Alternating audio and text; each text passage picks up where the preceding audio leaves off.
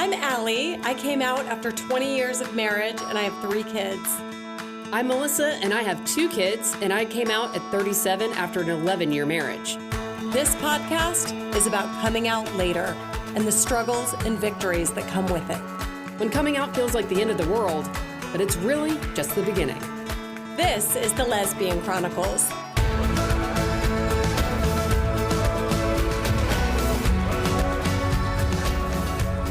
Welcome to the Lesbian Chronicles. Hello. You're via Zoom? We are via Zoom, but that is also because we have a guest with us today. I know. Somebody I'm super excited about. So go ahead and introduce yourself, Andrea. Hi, my name is Andrea Pino-Silva, and I come, I guess, wearing many hats. I am the producer for the Beyond the Rainbow series with the Curve Foundation, which was born out of the film Ahead of the Curve. Which I loved, by the way. Highly recommend it. A really great project that I was really excited to be a part of. I am also a writer, an author, a movement strategist, kind of a jack of all trades in social issues. I mostly have focused on gender violence, interpersonal violence, sexual violence, but also more broad work around gender liberation. Very cool. And Awesome. I'll say that I caught the documentary Ahead of the Curve, and I was like riveted by it. Like I literally ended up I kept rewinding it to make sure I heard. I thought that was so good. I feel like there's not that many options for great content out there for lesbians. Yeah, give us a quick rundown on the documentary Yeah. and what it entailed. Yeah, and I'll say I think you all should talk to Franco and Jen, just because I think their story is really interesting. And Right. Jen was also married to a man, then fell in love with Franco. I think her story is super interesting, and I think you should definitely talk to them and their film process. But I would say for me, so I was working at the National Center for Lesbian Rights, which I would call my professional gay saga of my life, which was my Professional mid-20s. gay saga. It was that time in which I felt that my professional life, my personal life were finally one. And what better place than the National Center for Lesbian Rights, which was a great professional time for me. At the time, I was the head of digital communications, and I got a kind of a cold email from Jen and Franco, who were working on this film. I, of course, had heard of Curve magazine. I had heard about it in college. I had a professor who gave it to me when I was not out, when I wasn't even really thinking about it. I mean, was I? Probably was, but at least not publicly. Sure. And I was doing a paper on magazines that kind of did own voice narrative, right? So that's how I learned about Curve magazine. And then here was a whole documentary about the founding of Curve magazine. And it's funny, when I got the email, my coworkers were like super jealous and odd about it. And I'm like, clearly I don't understand the weight of this person. I don't understand the weight of their contribution, because like, unlike San Francisco lesbians, I feel like I'm playing catch up Right. of the things that I didn't know, because I'm from the South, and, I'm from Miami. And I'm starting out from gay Miami. So I feel like my mid-20s were the time when I was like learning about this history that I didn't know about. But I got to be part of this cool film, and it was totally by accident. At first, it was just me having an intro conversation with Jen and let me say, how did they find you in those early days? Like, what did they just, because I know you do a lot of engagements. Is that how? Like, were they just scouring? No. So here's the thing: is like they were talking to me as simply a representative of NCLR, right? And I spoke to Jen, and then I spoke to her co-director Rivka Beth Meadow, who's also the producer, and they're like, wait a second, you're like a whole different type of person than I thought it was. Like you're in social circles, and like you're in social movement circles, and you write about this stuff, and you're like a movement leader. And I'm like, I mean, I guess I wouldn't really say that I'm like a queer movement leader. Like I'm not really involved in queer movements. And then I said, and then they said it was very smartly said, and I said, but I'd like to argue that every queer person is doing queer movement work, whether or not they're part of the LGBT movement. Oh, yeah, they're like, oh, we love that. We love that. Yeah, I love that too. Yeah. Right. Yeah, and I think, again, when you look at any social movement, there is a queer woman, usually a queer woman of color, at the helm of it. I mean, quite literally. You have Alicia Absolutely. Garza, you have Emma Gonzalez, You have Audre Lorde. I mean, you quite literally can look back at every movement and there is a queer woman at the helm. Oftentimes her queerness is erased, unfortunately. We don't, like, for example, we didn't hear about Pauli Murray for a long time. I learned about Pauli Murray when I was in college, and that's because Pauli Murray tried to go to UNC and wasn't accepted. So I only learned about Pauli Murray because I happened to be in North Carolina. And when I got her book, it was literally out of print, right? So I think it's crazy how you've got these queer women and their stories, and they're part of these bigger movements, but, you know, either their queerness is erased or their full narrative isn't told. And that was kind of the argument that I had with, you know, about why it was important for us to kind of reframe how we think about queer women leaders. You know, I didn't see myself as a queer woman leader of the sexual violence movement, but Jen and Rivka were like, you know, we want to have you featured in here. And I'm like, cool. And you were brilliant on there. Like, you were the one that stuck out to me. Well, thank you. Everybody was great, but obviously, I don't know. Like, you stuck out to me. But yeah, keep going. I like this. So then they get you on there. Yeah. So at first the first thing I think I did was I did the Klexicon panel, which was featured in the film. Yep. And it was kind of by accident. I had other things that I was doing, because for my job at NCLR, I would commute to San Francisco, and then I was living in DC. I still live in the area now. And basically it was like a stopover to go to Klexicon in Vegas, and I joined this panel. And you know, the panel, I guess, in many ways was really engaging, and they really loved the conversation, and really it kind of shifted the tone of the film to talk more about, you know, how the community is evolving and how the conversation is evolving, and that led on to kind of our current project now, that's called Beyond the Rainbow. That's part of the Kerr Foundation. So they ended up launching the Kerr Foundation after the film, and that is the next step of Franco's legacy. So like at the end of the movie, I was kind of wondering, like, okay, so the magazine now is going to be the foundation, and then will people still that were subscribers for years continue to? Is there a digital copy, or what happens now? They actually, and this isn't in the film, but then after, I don't remember how long it was after. I think it was maybe a year or so after, they actually ended up reacquiring the magazine. Oh, okay, so good. Yeah, the whole like coming home, right? That was really, really cool. And again, like, I think that they're like Jen and Franco are their whole other story and their own journey. But I think it's really interesting how there's this two component of keeping the magazine, but also investing in queer representation and queer women stories, which is such a big part of Franco's legacy and a big part of the film, right? And I will say, I think for me, and I said this to them when I first considered being in the film, right? Yeah. Is that when I was 20 years old, I was part of an Oscar-nominated documentary called The Hunting Ground. And to be clear, I never thought that I would be part of a documentary, much less two documentaries. But The Hunting Ground was for me a very challenging process. So I come from like this communications, organizing, and policy background. So like I have media training, right? And I ended up being in The Hunting Ground by accident.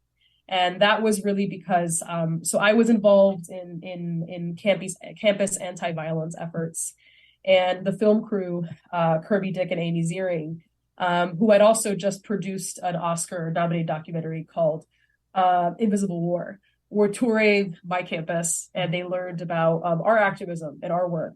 So again, it's worth noting that I was 20 years old when this happened. And I ended up being part of this film. And I will say that the film did an incredible amount of work to raise the awareness around campus sexual violence, which really was not a household conversation. It was like the perfect tool for the movement at the time, right? Because at the time, which again, it will be 10 years ago, quite literally in January. 10 years ago, we weren't talking about campus sexual violence. We weren't talking about really queerness in a way that was every day.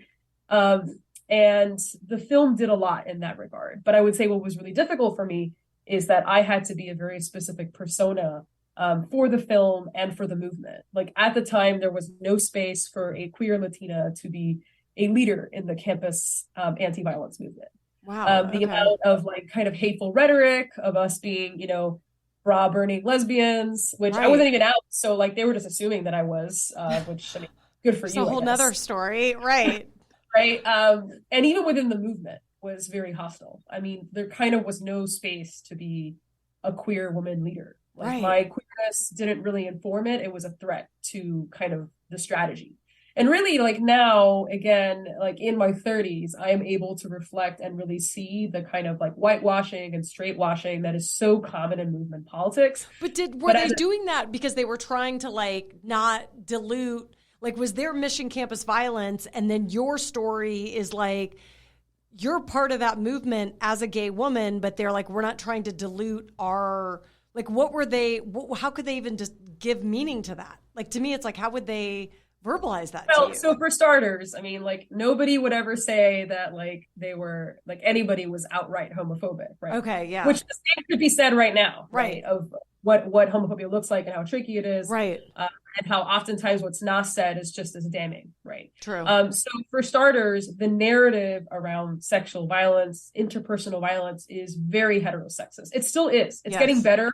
But this narrative of the fact that survivors look a certain way, preferably white, straight, cis female, who has a great body and comes from wealth, right? That is the ideal victim, okay? And they might not say that, but they assume that. It's the person who can go to the police. So who can go to the police, right? Yeah. First, right? Who feels safe with the police, right? Yeah.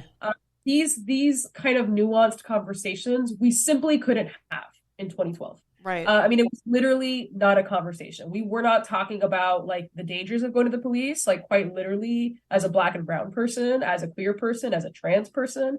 In North Carolina specifically, the penal code, literally the rape laws are still written that it's penal vaginal penetration that counts as first-degree rape. Period. Oh my okay. God. So like I knew people who were cis women assaulted by cis men who were anally raped, and they could not. Like that case couldn't go towards for first degree rape. So again, like this is 10 years ago, right? And it's something I oftentimes like. I love talking to Gen Z, and I'm saying like, you know, it's so important for us to talk about how things were, for us to understand where they're going, right? Because in my lifetime, quite literally, when I was in middle school, which again, I'm aging myself here. When I was in middle school, we saw Lawrence v. Texas go to SCOTUS. When I was in college, we had the fall of Don't Ask, Don't Tell. Okay. Like in my lifetime, this is what I have experienced as a queer person. Right. And like, this is how fast things could change, how they could go forward or they could go backward. Right. But I will tell young people that when I started college, literally the first election I voted in, because I couldn't vote for Obama because I missed the cutoff. So the last election I voted in, for the first election I voted in was quite literally against a marriage bill in North Carolina, which was proposed after the fall of Don't Ask, Don't Tell.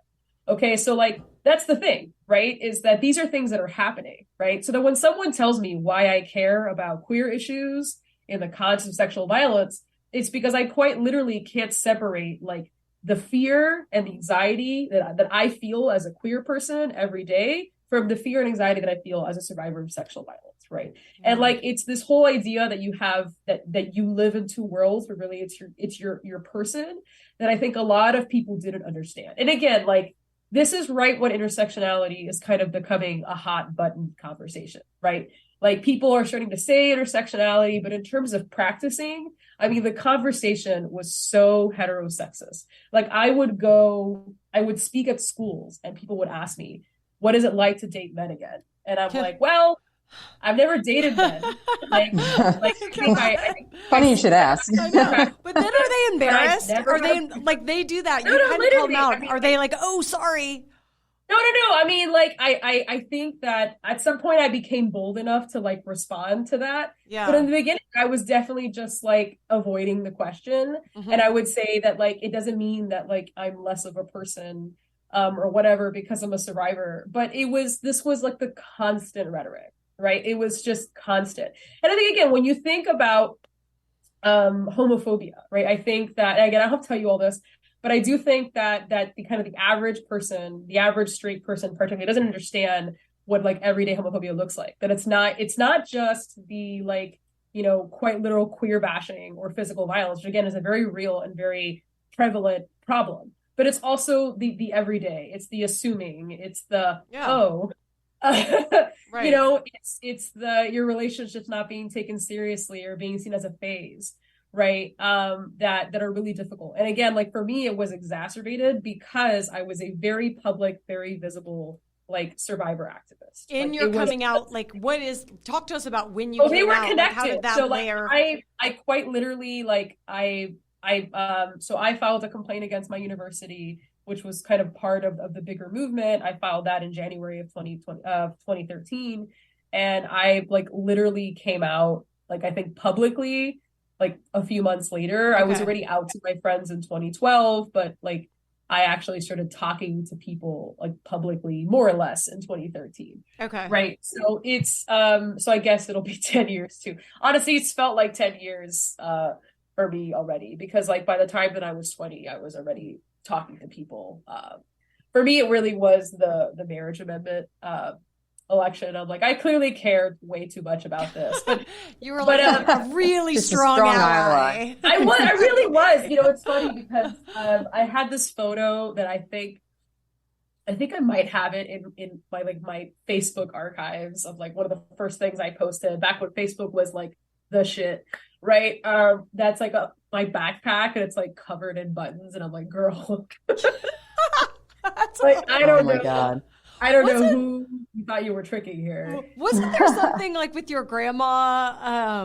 Oh yeah. Tell that, because I think that would resonate with so many people. But I think like also your family, but that specific story about your grandma. You know, it's funny that this whole idea of not being out late, right? Honestly, I thought I was out late considering, right? And I say this because I'm like, I had no business lying to anyone, much less myself, in high school. But and honestly, I think if I knew queer people, I would have been out earlier. Right. Same. Right. Like there's that, right? And I think also because I just thought that like all lesbians look like Ellen and Rosie O'Donnell, and that's fine. But, like, you're encompassing what so many of us have felt. I can't think of any other like that I actually like saw. Yeah. Right. And that's just it. Like we consider people that have come out later, really anyone that spent any time trying to fit into the heteronormative mold. It's funny. For a while, I was like, I mean, like, I don't know. Like, and we're like, oh, God, like, you're so charming. Why do you have a boyfriend? And I'm just like, I don't know. I'm just like so focused on school. Like, so busy.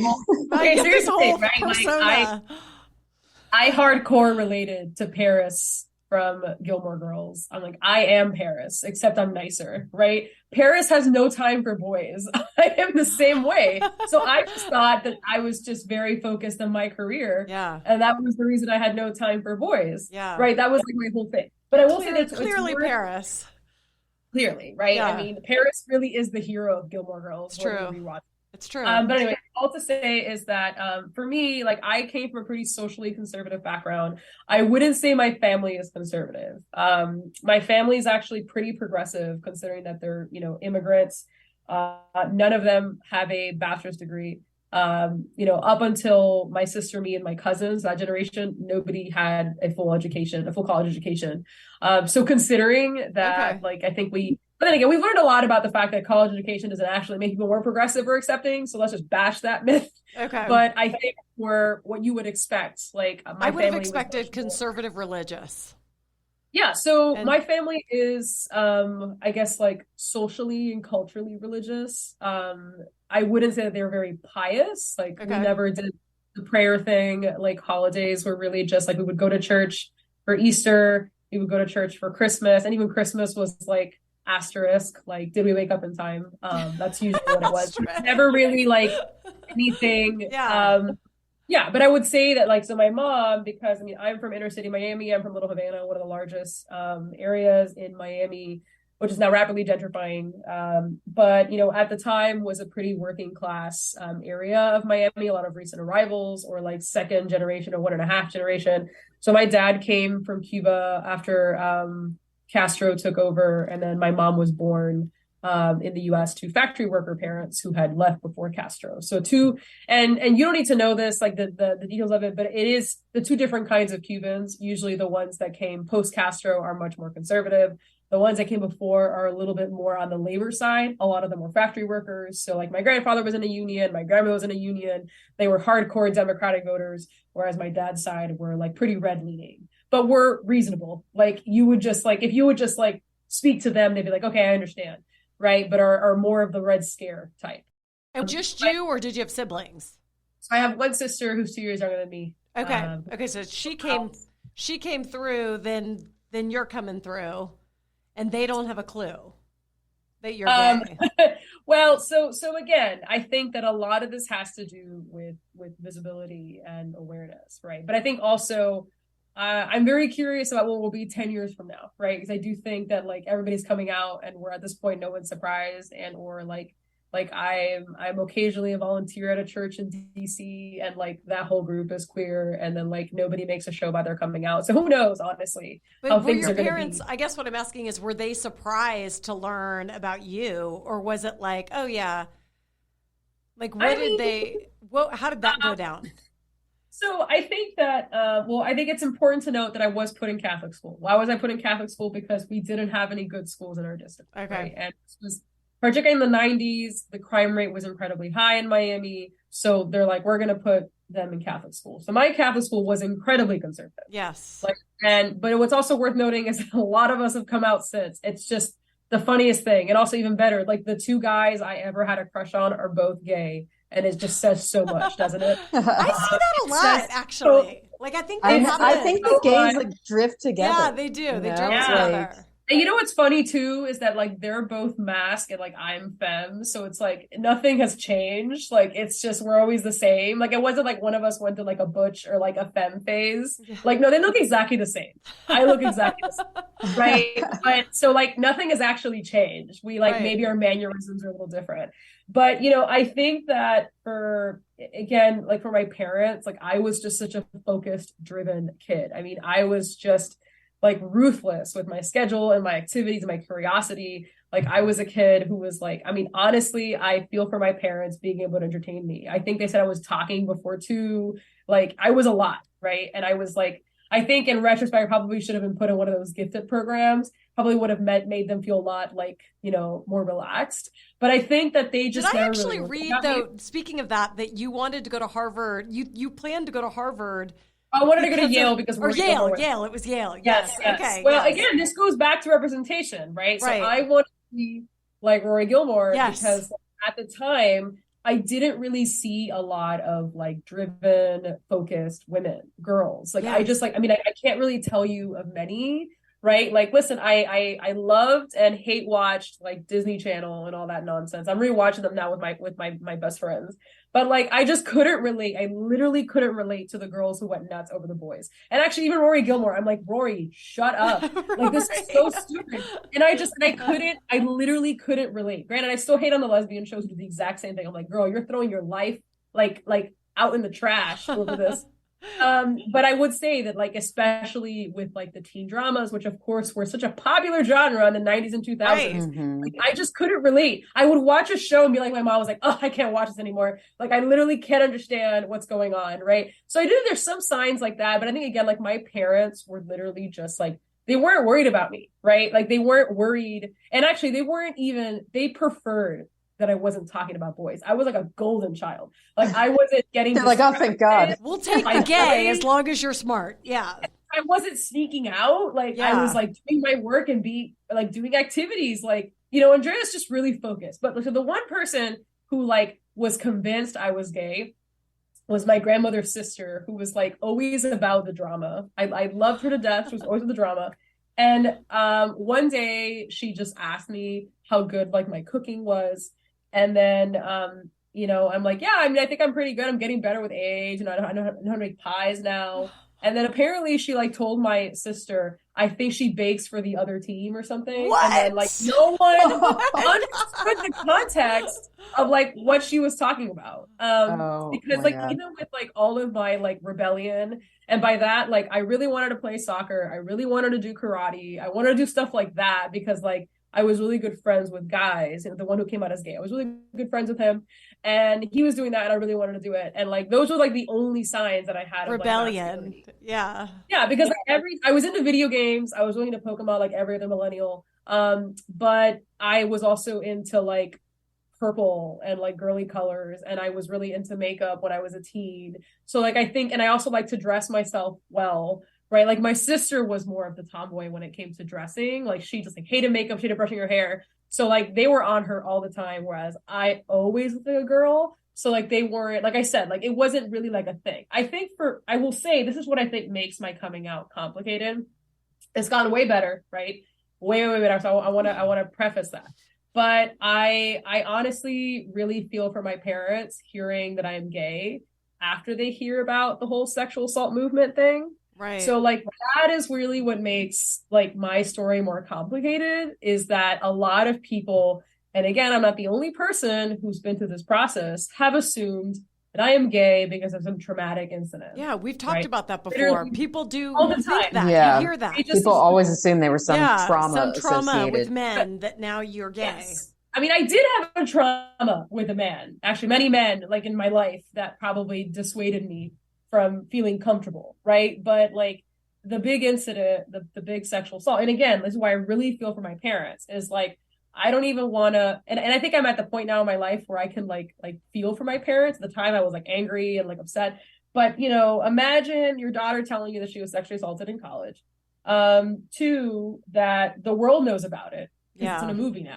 Right. And then now she's gay. So then people are messaging you being like, oh my God, this is like so much. Yeah, I'm so sorry about Andrea. Wow, that didn't work out. Literally, right? And I think especially because I was the golden kid, right? That like, I think that there was a lot riding on me, quote unquote. I think I turned that all right. But like, you know, I think that in the beginning, people were just like, I think very overwhelmed with everything. And I really, my parents, and I think in the beginning, like my mom especially struggled. My mom to this day is still really awkward about the gay conversation. Does she say the word lesbian? She does not say the word lesbian. Okay. I have never heard her say, she goes as far to say LGBT, and I'm like, I'll take it. That's fine. I'll be all of them. Good enough. I will be all of them. But my dad, well, the thing is, they don't really talk about it. And I think I've really, and I say this a lot when I talk, particularly with immigrant kids, families of color, is that allyship looks so different. And like, there are people who can wave the pride flags and then not show up for you when you need them. Right. But like my parents have always been there for me. Like I never went through a rejection phase. I recognized it's a huge privilege. Like my parents never like, you know, bashed me, made me feel terrible, never told me to get over it. And like, I think particularly what my dad especially like is like super, I mean, he's like a super softie, but he like really, really struggles with like mental health conversations. Like, cause he knew somebody who died by suicide, but then particularly like I had a friend, well, I mean, I guess an acquaintance, I wouldn't say we're really close friends, who died by suicide when I was in college, who was a survivor. And the whole thing was that like, she had a very public goodbye letter. And I remember talking to my dad about it, and he just got super emotional. He's like, I just don't understand how people can come out and like nobody support them and then they're not here anymore. Yeah. And like, that is something that he just has, like, I don't care if you're like gay or you're trans. I'm like, you know, if I was trans. Yeah, you would definitely know. You would know. And I was like, he's like, but even if you were, like nothing about you is like, is more controversial, right? Like and that for me is like all I could hear. Yeah, right? Like, that's beautiful. Who could want more than that? Exactly. Right. Yeah. And I think that's something, because again, I think that, and this is like it's a big critique of the industry in general, like so many narratives about queer people of color and their families are all about like outright like homophobia or like they're terrible or gonna get kicked out. And like, and again, like I would say that my community is very socially conservative, right? But like I would never say that I have felt unsafe. And like I have a lot of my friends who have come out, like who are either from Miami or from similar backgrounds to me, that have also been supported. And I would say like my grandmother, who is like Republican, I mean, ish, asterisk, I don't think she's voted for one in a while. But, you know, when I told her, she was like, okay. And then she said her whole thing was that vaginas are a lot of work and why would I want to? And so it is. And it was just so funny because I was like mortified. And then, but also like, I don't think my grandma had ever talked about her vagina. She's like, oh God, there's just so much work.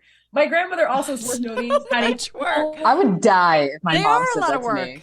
Hey, hold on, it gets better. So my grandmother thought vaginas were so much work. I kid you not. She had a full hysterectomy after my dad was born. And I'm just like, oh my God.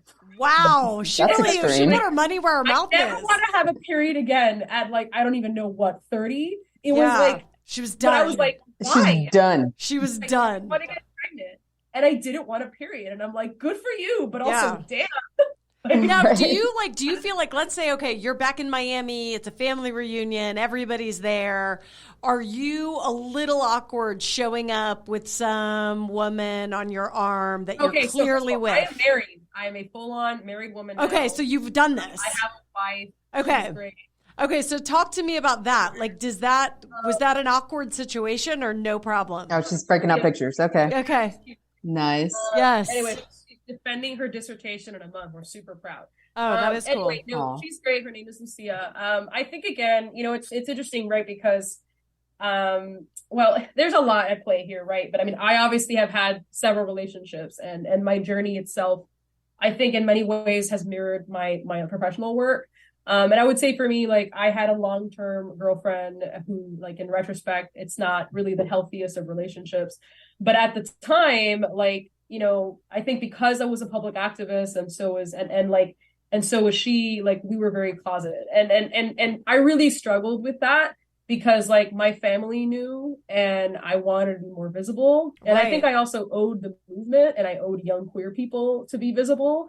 Because again, like, I think when people started finding out that, like, I was gay, they were like, oh my God, no way. And I'm like, dude, I've been gay the entire time. Yeah. I wasn't like pretending to not be gay. My queerness was just literally erased from the film. It was erased from the narrative. Like, that just wasn't part of the story. There was no space to be a public queer activist in this movement. There was no space for it. And there was a lot of us, might I point out. There's a lot of us that were queer. But like, that whole part of our story just didn't make it into the cut, right? So I would say that, like, with my first long-term girlfriend, like, I would say that it was very difficult for me. Like, she didn't really have any interest in coming home. She was really awkward about it. So I would say that I think had she been maybe more willing to be involved in my family, I think it would have been, the awkwardness kind of like wouldn't have been, it would have like kind of fizzled into place, right? Right. But you didn't have the opportunity. Yeah, right. And I said that I had another girlfriend that was like kind of more of a casual thing. And then like that was just like a casual relationship that my parents had no business meeting, right? Okay. But I would say that, like, I met Lucia. She and I saw at the same, we say this all the time, but like we met at the right time, right? And I think a lot of it for me is I had a lot of learning to do about my own queerness and really working through the resentment and the guilt that I felt about having to be closeted. And when I say closeted, and this is why I think it's important for your podcast particularly, is that, like, just because you are out to yourself and to your friends does not mean that you are not going in a closet, right? And I think that so many people go into a closet at work, they go into a closet at family gatherings, they go into a closet when you're driving through West Virginia, which I do sometimes, and I'm like, yikes, right? And then you see a queer flag and you're like, oh man, I'm safe here. Right. But I do think that the closet is not something that is finite, right? Like, you don't just not go into a closet ever again. And granted, I recognize that I'm a person who passes as straight, as white, and that I can go in and out of a closet. But it's also, there's a lot of pain and resentment that comes from having to go into a closet. How often does that happen to you now? I mean, honestly, really when I'm driving through West Virginia. Yeah, that's it. Okay. And what I mean by that, by the way, I mean, not just West Virginia, like, no hate to West Virginia. We love going to West Virginia, but like a place where it's like just sus. Honestly, parts of Maryland. I live in Maryland. Mean, we feel that. Like, we're in Atlanta. You go outside of the city. Are you both in Atlanta? Yeah. Yeah.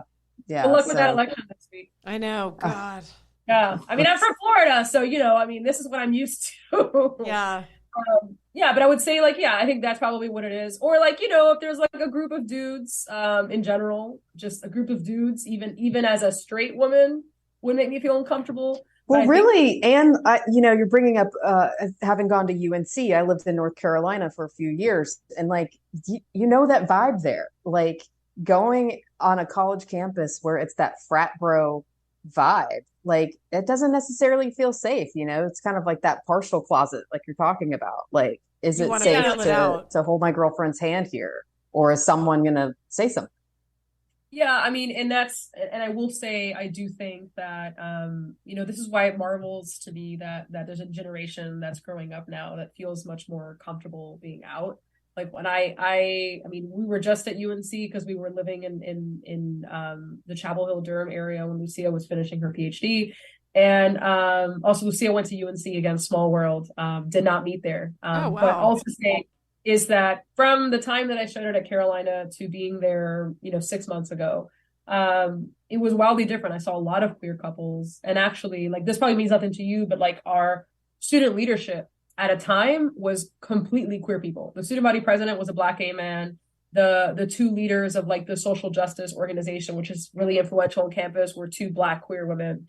And that was huge. Like when I was an undergrad, you had a couple of queer people try to run unsuccessfully. And actually there was a student body president who was gay, who was completely in the closet.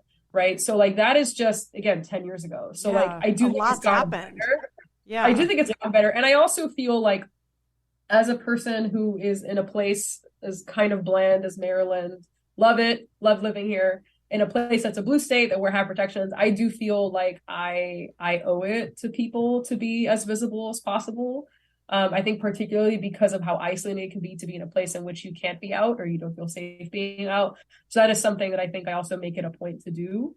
And I think, again, it's also just a part of my journey. Like when I say that I was in like my, professional gay era, I had a lot of rainbows everywhere, like literally everywhere. I mean, however rainbows right now, but like this is my background, right? Like I would have like rainbow shoes, I would have the buttons, I would have the stickers in the water bottle. And then at some point I'm like, girl, calm down. Like, like turning 30 is the time when like, you don't have to be quite as flashy.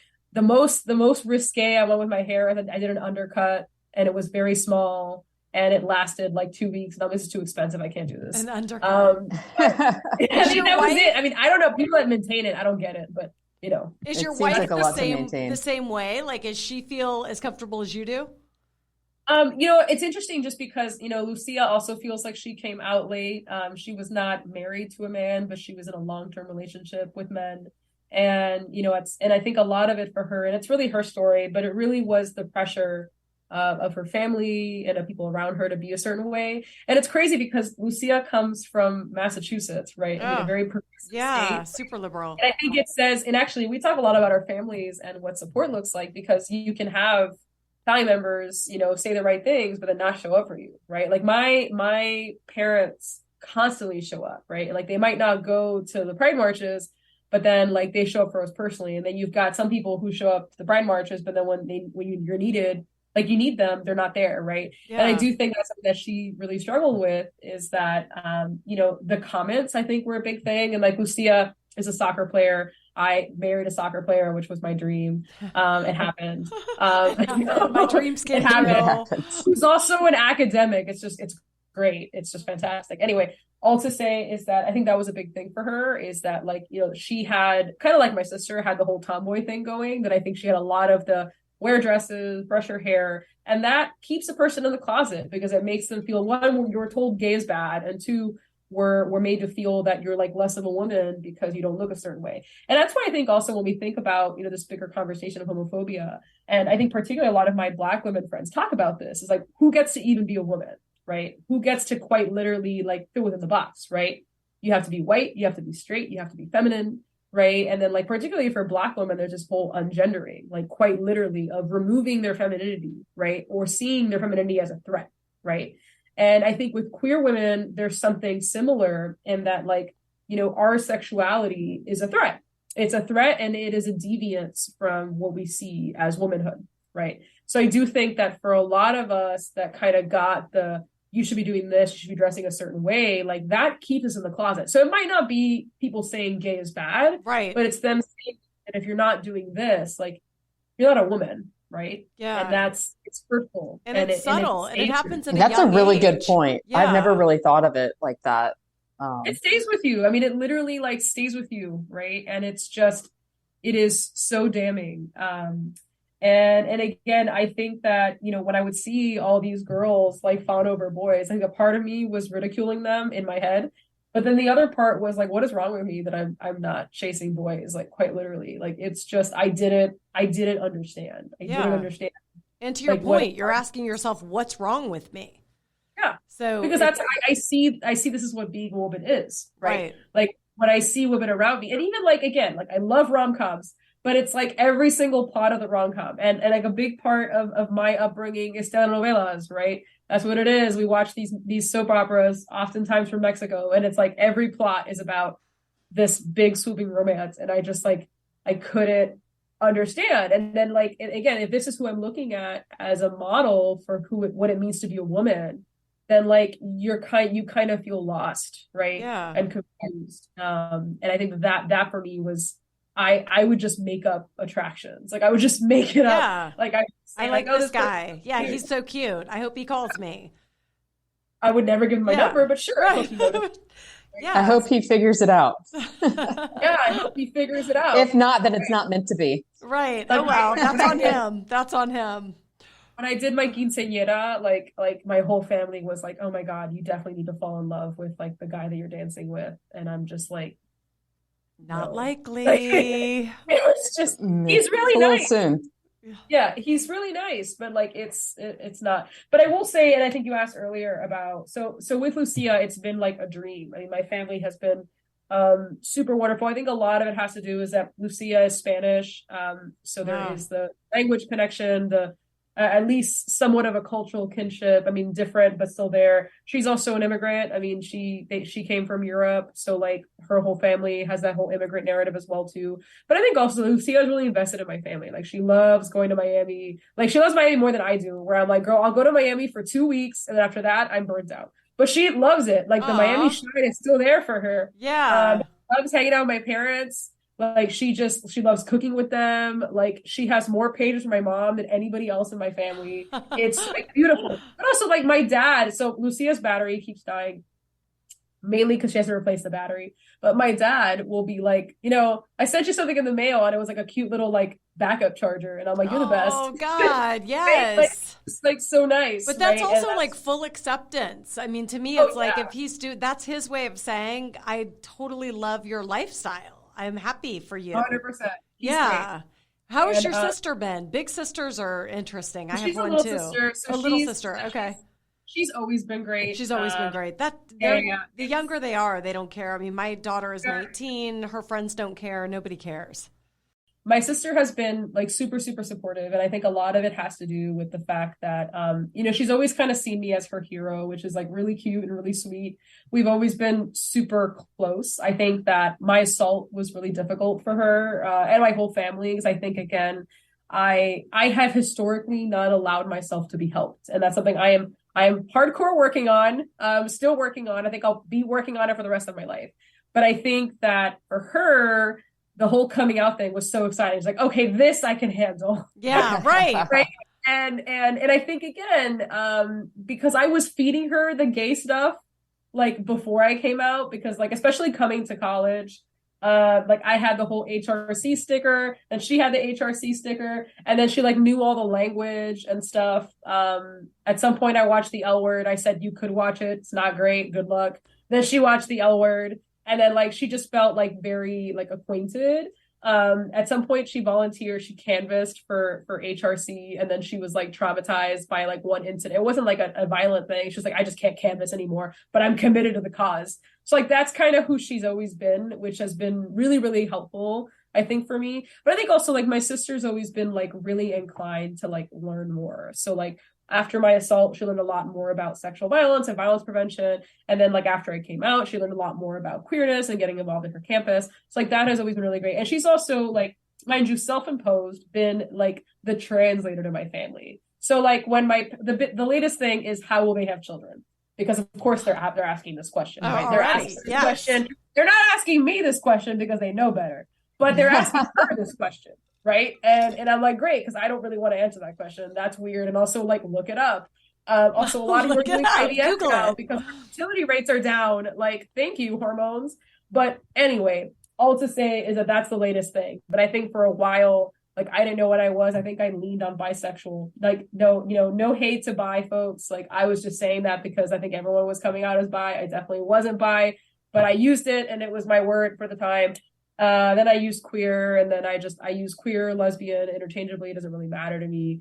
I do like the term queer. And this is something that I think, especially like when I've done more kind of reading, particularly around Black queerness and Indigenous queerness, and I think it's really interesting to think about how we live the world queerly, and how we kind of push on gender and push on what the expectations are of how we should live our lives. And that's why I like this idea of thinking about our lives as queer, and kind of living a queer lifestyle. But again, like I'm a lesbian, I identify as a lesbian. So I think it's one of those things where like it doesn't really matter for me what the term is. But I would say that it's something I definitely talk about. I wouldn't say that I am in the closet, like I said, with anybody in my family. And actually, it's one of those, I think at some point, I don't remember what year, at some point, I think it might have been like 2015 or 2016.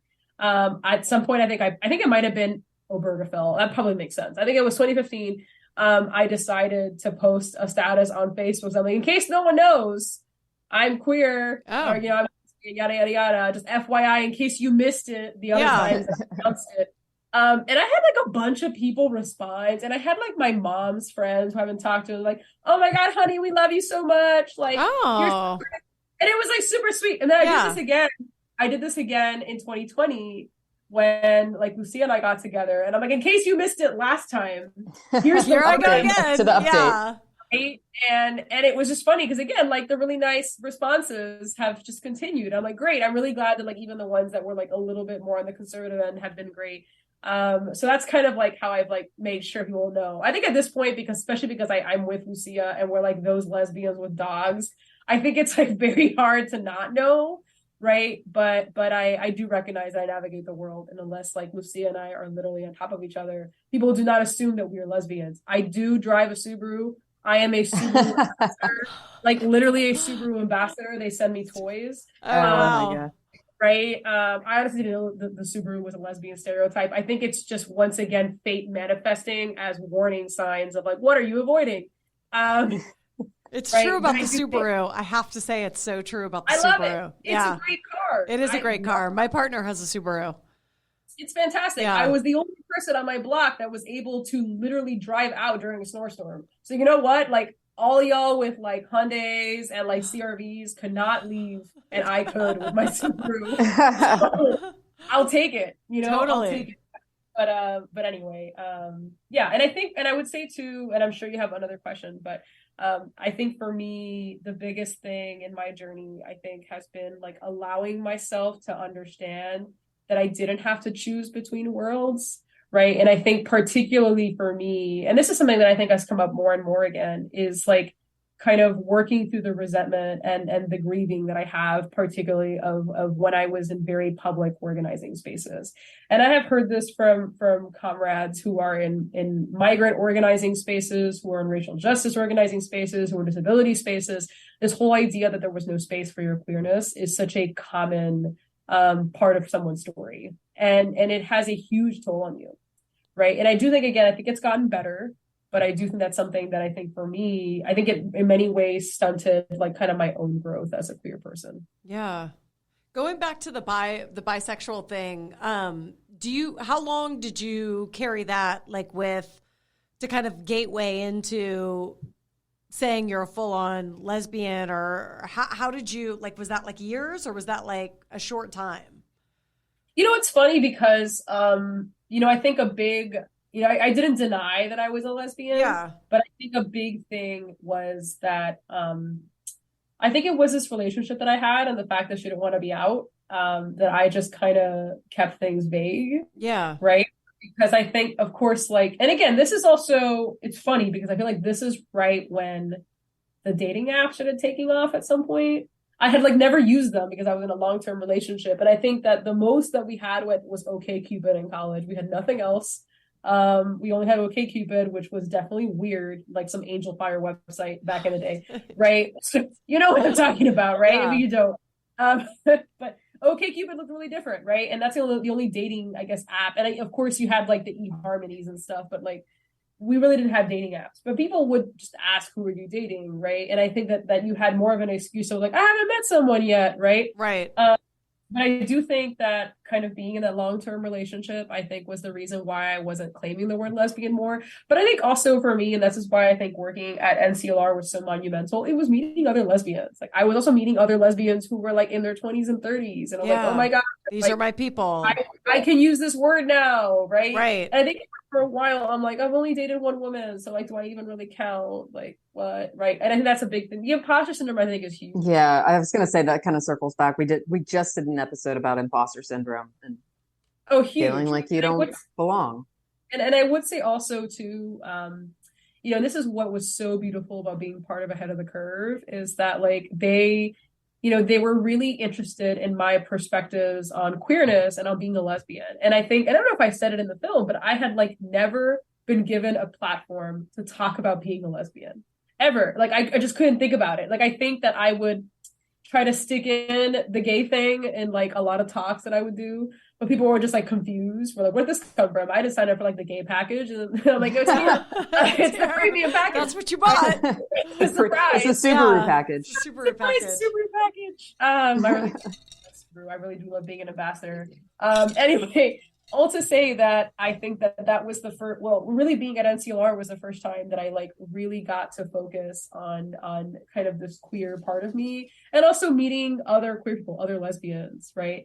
I don't think I've gotten to the point where I call myself a dyke. I think if somebody calls me a dyke, I don't care. I haven't quite gotten to that point. But I think if I lived in San Francisco, I would, right? That was definitely one of those things where like everybody used the word dyke all the time. And I'm like, I have never heard this word in my life. But like, oh my gosh. It was like definitely like, I think again, like that's why I am, you know, I always tell people, I'm like, you should at least go to California as a queer person once. It's like, sure. You know, like pilgrimage, like at least go once. Yeah. I mean, I would say go to LA and go to San Francisco. They're two very different experiences. Totally. But it's funny because I had a professor who would say that she would talk about, she's a Black gay woman, and she would talk about how she had come out and then she had done some years in at Stanford. And then when she moved to I don't know if it was North Carolina, but she moved somewhere in the East Coast. And then she was dating someone and she's like, I can't handle one of these San Francisco lesbians. She's like, I'm not even from San Francisco. I'm from Maryland. But I think that like she said how she had noticed how like it's just a different kind of queer person. Like they and I do think it is, I think as an East Coaster, it was super intimidating. As a person raised Catholic, it was super intimidating. I feel like I had so much to catch up on when I was commuting every month to San Francisco. But for me, I'm really thankful that I got to experience it. I learned all about astrology, which I just think about. To this day, everyone thinks I'm obsessed, and I'm like, no, I just know enough. Why do I know enough? Because I spent like 2 years of my life going to San Francisco and like being bombarded with it, like all the time, right? I never thought about that. They did, because out there, they're just so that way. So it's also just like, I had someone take me to a crystal shop and I'm just like, okay. And it's really funny because there was this whole, and I had this whole other relationship where the girl that I was dating thought that I was really into like crystals and energy, and like no shade to that. I just like rocks. I don't know if I have any here, but I liked rocks since I was a child. Like I don't think I have any in this room, but you know, I would just collect rocks. And then like when I would go to these crystal shops, I'm like, cool, rocks. I like rocks. Yeah. It doesn't mean that I take them outside to get charged. And again, like that's fine if you do that. But like, it was like a whole, and then I realized that whole relationship made no sense. But it was like, but these are the things that I like learned about queer cultures. The crystals is the astrology. And like, I do feel like my time at NCLR was like literally like lesbian 101, welcome. Right. What a cool like, place to be. Right. Like, you now know who Tegan and Sarah is. You still don't really understand why people love Phoebe Bridgers so much. Like people love Taylor Swift, love her, not sure. Yeah. You know, like what's your feeling about Taylor Swift? You know, honestly, I don't care enough Okay. about her. Okay. I actually love her. I fully love her 1989 album. I will stand by. Okay. It was also when I was living in LA, and I have like very vivid memories of like driving on the 101 and seeing the palm trees, and that is what I associate with my time in LA. That and like Lord's album, and I also feel indifferent about Lord, but But I think I know so many gays who are just like so obsessed with Taylor Swift, and I'm like, that's fine if you're like that. I don't care enough, but to have sure. a feeling either way. Okay. Yeah. I mean, the TikTok lesbians are obsessed with getting Taylor to come out. So they're also obsessed with Emma Darcy. Yeah. And I think I watched that like 3 times, and I'm like, what is going on here? And why are they so obsessed with it? But it was just, but again, like I think that the Instagram and TikTok lesbians are their own thing. But I do feel so much better equipped having like spent those years in San Francisco. Like I learned about all the different labels. And then someone's like, I'm not quite sure if you're a lipstick, but you could be if you dressed up. And I'm like, okay, sure, I guess.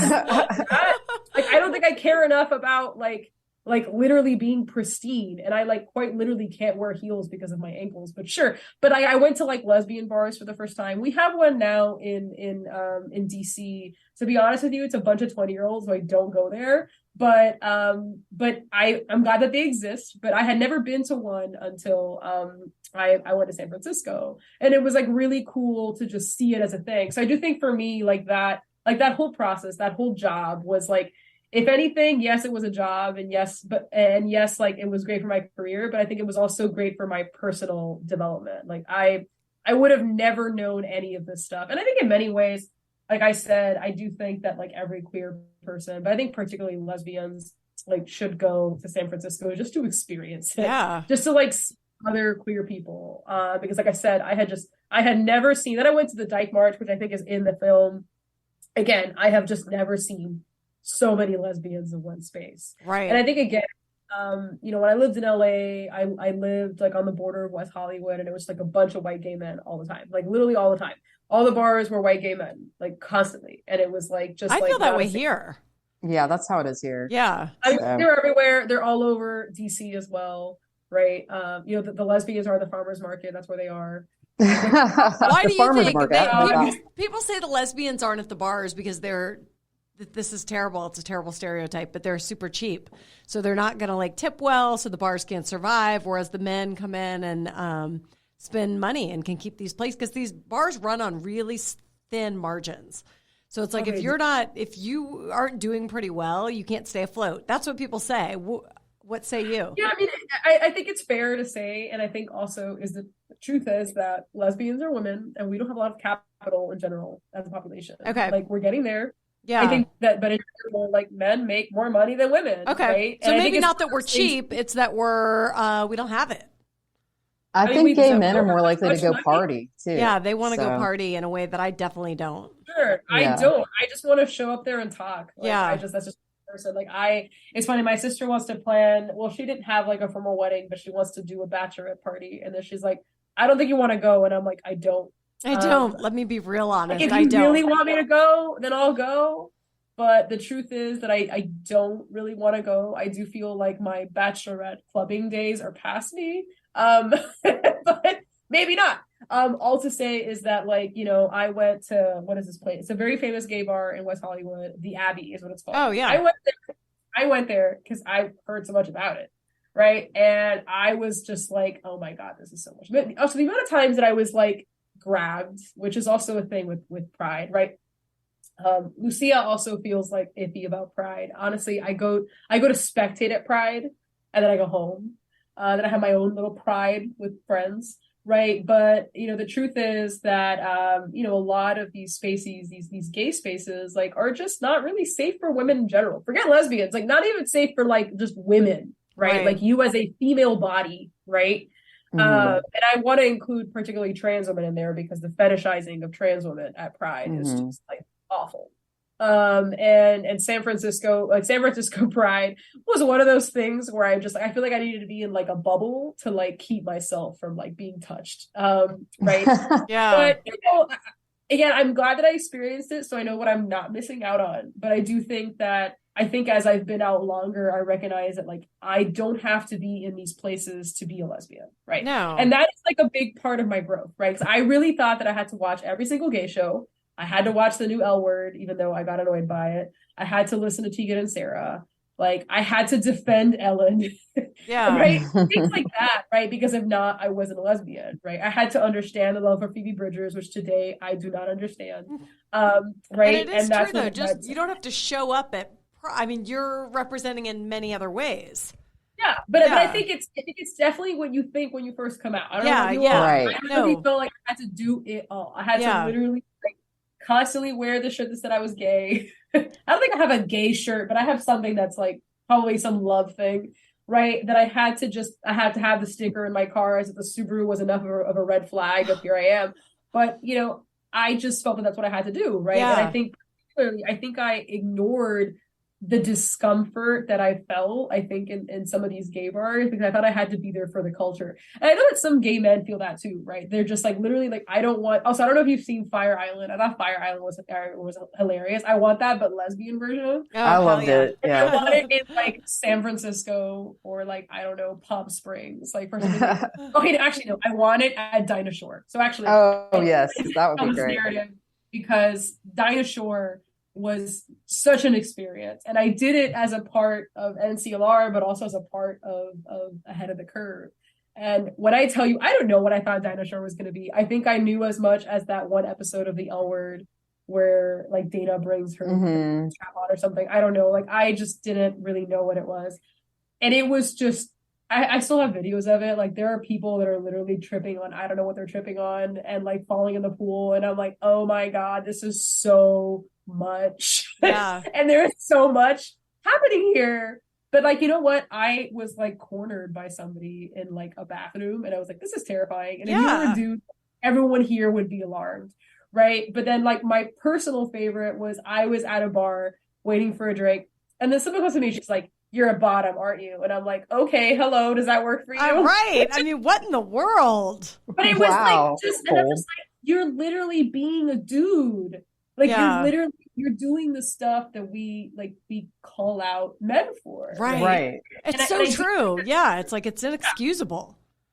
And I think also too, I think it's in many ways like that experience for me was like a bigger metaphor of, I think, the very valid critiques that we need to have of queer spaces, and the fact that like, just because you feel uncomfortable in these spaces doesn't mean that like, you have to go to them. Right. But I think also that like, yeah, like things are not going to be perfect. And I think I just expected them to be. I think I expected college to be better than Miami because Miami was really conservative. And I expected movement spaces to be like, really progressive because that's what they do. And I think I expected queer spaces to be like, like heaven, right? And then I think that I think a part of my journey was just recognizing that there's like literally messiness in every single space, but it doesn't mean that like you shouldn't be living your truth, right? And figuring these things out on your own. I love that. And I think we're almost out of time. So that's probably an amazing place I think that's a great to place. finish. Yeah. I know I've talked a lot. No, that's what we want. This is amazing. That's what we want. Yeah. This is great. I love your message. Totally. And I have one, we need to have her back on because there was like questions in my mind that I want to get to. I feel like I just needed your questions ahead of time. One more, I know. Well, one that I had that I was just curious about because you kind of just touched on it, and then we do have to wrap because we're completely out of time. But the pride, like one thing for me, you're saying, people show up in these spaces and how pride in Atlanta sometimes can turn into, there's nudity, there's people on floats and like with sex toys. And like, I want to show up there with our 4 children or have my parents come. And that's almost become a space of like, it's not unsafe. It's not at all unsafe. It's just not, I don't necessarily feel like that's my space all the time. And so finding that medium of like, I can be gay and I can just be kind of a woman who lives with another woman. We have children, we're home in bed at 10:30 reading a book. I'm not necessarily in chaps on the float. That's also why I like literally 10:30 reading a book. 10:30 reading a book. Yeah. So, and taking the dogs out one last time. Like, it's like, that's our life. Can we do the and then we like take turns over who's going to do take turns. Who's going to do the dog after we've been watching our show in bed? So it's like, I want to be so the gay go and like, wow, it's so fun and be at the parade. But I don't Atlanta know that Pride I'm that. was actually not that like the. It wasn't. Is it toned down? And okay. it was fine. Like we saw maybe like one thing that felt a little bit but for the most part, it was pretty tame. So okay, so maybe I'll give it another shot. Yeah. I would say for me. Well, that dyke march that we filmed at, so the producer came with her 2 kids who, I mean, I don't know how old they were at the time, maybe 8, 9. Yeah. And I kid you not, there was a full-on fisting on a bus stop. That's what I'm talking about. Okay. It was like, it got to the point where I'm like, oh my God. And I was like, how far is she going to go? Yeah. And I was really just like, what did I show up for? That's it. Right? And I'm like, I but think these aren't my people necessarily. I actually have it on video because I was filming the Pride, right? So like it was one of those things. Andrea's got porn. It was just a lot. But you know, I agree with you where I'm like, you know, and Lucia and I talk about this because, you know, I think it's also that Pride has evolved and I will say that it obviously looks different. I agree that I do think that we should have it be a space that young people could go to, whether it be with their parents or as just young people who are or even to bring my 70-year-old parents, my 80-year-old dad. Like I would love if I brought him, he would be like, I'm scared for you. Yeah, and you know, I have a friend who comes from like a pretty conservative Muslim background and like, you know, is working on coming out in her own way. But like she went to San Francisco and I was like, wait, when are you going? And then she's like, oh, I'm going in October. I'm like, oh, you're going during Folsom. Oh, good luck with that. Yeah. And then she's like, what's Folsom? And I'm like, you know what? Just go experience. Just go see. So Folsom is the leather festival. It's one of the 3 days you can be naked in San Francisco, unless they've expanded it since last night. No, there are no rules in San Francisco anymore. I was there because it used to just be 3 days. Like, no, now it's year round. Saw things that I never needed to see. Now. Okay, so I guess they've changed it. Anyway, all to say is that, you know, she's like, this is like so much, and I thought that I was going to come here and like just be a normal queer, and you know, it was just, you know, dicks everywhere. Yeah, and I'm like, yeah, welcome. But right? I don't want that to be my pride. No, like I agree. I do think Folsom is its thing. I think Folsoms can exist. You can have your own dick festival. Yeah. Like Folsom have the dick festival, right. Like have it on your own time, right? I mean, you could even have like the really intense dyke march. That's what you want it to be. Go for it, right? But I do think that I really struggle with it. But I think also, I mean, I'm not a parent yet, but like I just think of like there are just some days that I just don't want to go hard, right? I don't want to be surrounded by the people who are tripping on Molly and half naked. I'm realizing I'm a prude. Like that's the bottom line. Listen, I feel honestly, I think it's a Catholic guilt for me. It's Catholic for me too. I talk to you all, and I'm like, maybe it's not just me. But Lucia wasn't raised Catholic; she was the same way. But I think again, like, there's something to be thinking about how I do think that as more and more people feel comfortable coming out, I think that Pride is going to evolve, and like that's maybe true. We'll start seeing something much more expansive. Yeah, there'll be a float for people that read. Like we'll just be reading on our float, watching a movie with our dogs. Meetups for cat owning Subaru. Exactly, drivers. I'm in. Nice. Let me know when that meetup happens. I know, right. But I do think that that's something I said. I really struggle with it. I do think there are people on one side who say this is what Pride always was. Yeah, which like it was that's in some fair. way. We heard about it. But I do think that I think as more people come out, like I think it looks more expansive, and I think we'll just have more spaces. I like it. Well, thank you so much. You're an incredible voice. Yeah, no, of course. I feel like I just got on my big rants. I just keep talking. I go on like professor mode. I like it. Warned you about that. Hey, it works. That's great. That's what the podcast is for. So that works. Yes. Yes, at least I'm not the quiet guy who says nothing. 100%.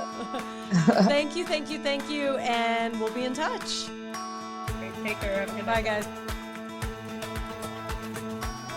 Want to support the Lesbian Chronicles podcast?